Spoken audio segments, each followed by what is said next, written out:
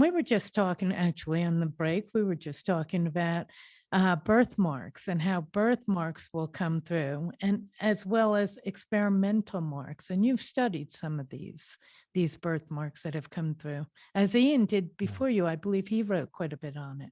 Well, that's right. Ian Stevenson, my mentor, it was really fascinated by these cases where the kids have birthmarks or even full birth defects that match wounds, usually the fatal wounds on the body of the previous person. So yeah, Ian eventually, he spent years studying these cases. He eventually wrote a 2-volume set that had over 200 such cases. Wow. And yeah, they included, like, he listed 18 cases where the kids were born with 2 birthmarks, ones that matched both the entrance wound and the exit wound on the body of a gunshot victim. And I mean, there are ones like a girl who remembered the life of a guy who was murdered and had his fingers chopped off as he was being killed, and then she was born with very deformed fingers.